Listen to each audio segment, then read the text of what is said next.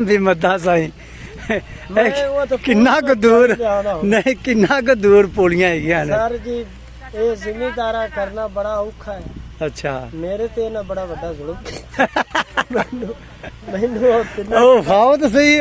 ਅੱਛਾ, ਇਹਦਾ ਕਿੱਲਾ ਸਭ ਤੋਂ ਜ਼ਿਆਦਾ ਦੂਰ ਹੈ ਜਨਾਬ, ਕਹਿੰਦੀ ਇਹਨੇ ਕਟਾਈ ਕੀਤੀ ਹੈ। ਅੱਛਾ, ਮਾੜਾ ਬੰਦਾ।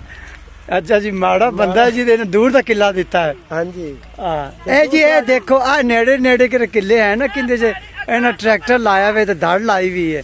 ਇਹ ਨਜ਼ਦੀਕ ਦੇ ਲਾ ਕੇ ਤੇ ਕਿਹੜਾ ਦੂਰ ਦਾ ਹੈ ਉਹ ਇਹਨੂੰ ਦਿੱਤਾ ਹੈ। ਲੇਕਿਨ ਇਹ ਵੀ ਆਦੀ ਚਲਾਕੀਆਂ ਤੋਂ ਬਾਅਦ ਨਹੀਂ ਆਉਂਦਾ ਜਨਾਬ। ਇਹਨੇ ਵੀ ਐਸੀ ਚਲਾਕੀ ਲਾਣੀ ਹੈ ਕਿ ਉਹਨਾਂ ਨੂੰ ਤੂੰ ਵੰਗਾਰ ਤੇ ਪਾ ਨਾ ਇਹਨਾਂ ਸਾਰਿਆਂ ਨੂੰ। ਇਹ ਜੀ ਆਪੋ ਆਪਦੀ ਆਓ ਵੇਖਦਾ ਜਿਵੇਂ ਸੂਰ ਫਸਿਆ ਦਾ ਵੇਖਦਾ ਤੇ ਸਰ ਜੀ ਇੱਥੇ ਇੱਕ ਹੋਰ ਬੰਦਾ ਵੀ ਹੈਗਾ ਹੈ, ਮਰਦੇ ਮੁਜਾਹਿਦ। ਅੱਛਾ, ਉਹਦੇ ਸ਼ੌਕ ਬੜੇ ਨੇ। ਕਦੇ ਉਹਨੂੰ ਕਬੂਤਰਾਂ ਦਾ ਸ਼ੌਕ ਹੁੰਦਾ ਹੈ ਤੇ ਕਦੇ ਜਨਾਬ ਉਹਨੂੰ ਕੁੱਤਿਆਂ ਦਾ ਸ਼ੌਕ ਹੁੰਦਾ, ਕਦੇ ਮੁਰਗਿਆਂ ਦਾ। ਉਰੇ ਆਖਾ ਸੱਲੂ ਮੀਆਂ ਉਰੇ ਆ ਸੱਲੂ ਨੂੰ ਅੱਜ ਆਪਾਂ ਇੱਥੇ ਪਕੜ ਲੈਨੇ ਆ ਜੀ। ਉੱਥੇ ਛੁੱਟੀ ਲੈ ਕੇ ਆਏ ਮਾਲ ਦੀ ਵੇਲੀ ਵਿੱਚ। ਉਰੇ ਆ ਉਰੇ ਆ ਜਾ ਆ ਜਾ ਆ ਜਾ।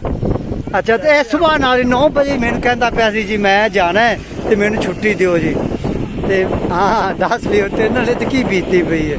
ਅੱਛਾ, ਉੱਥੇ ਆਰਾਮ ਨਾਲ ਪੱਠੇ ਪਾਣਾ ਸੌਖਾ ਹੈ ਕਿ ਤੇ ਹੁਣ 4 ਕਿੱਲੇ ਦੂਰ ਪੰਡ ਲਿਆਣੀ ਸੌਖੀ ਹੈ। ਹੈਂ